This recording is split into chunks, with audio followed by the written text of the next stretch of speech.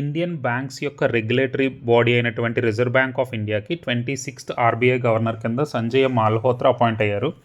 ఈ 1990 బ్యాచ్కి సంబంధించినటువంటి ఐఏఎస్ ఆఫీసరు.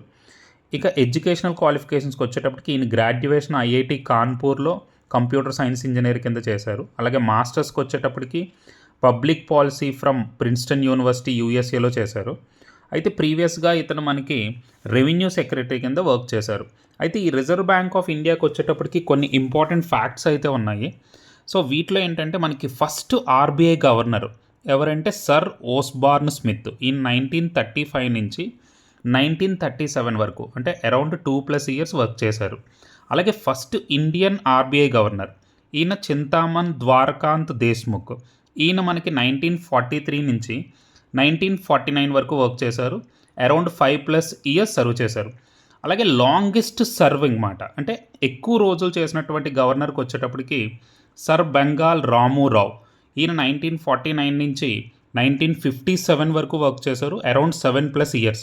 ఈయన మనకి ఎక్కువ సర్వ్ చేసినటువంటి reserve bank of India governor. ఈయన తర్వాత సెకండ్ ప్లేస్లో ఇప్పుడు రీసెంట్గా మనకి రిటైర్ అయినటువంటి శక్తికాంత్ దాస్. ఈయన 6 years మనకి రిజర్వ్ బ్యాంక్ ఆఫ్ ఇండియాకి సర్వ్ చేశారు. ఇంకా వచ్చేటప్పటికి షార్టెస్ట్ టెన్యూర్ అండి అంటే తక్కువ డేస్ చేసిన అతను అయితే అమితావ్ జోస్.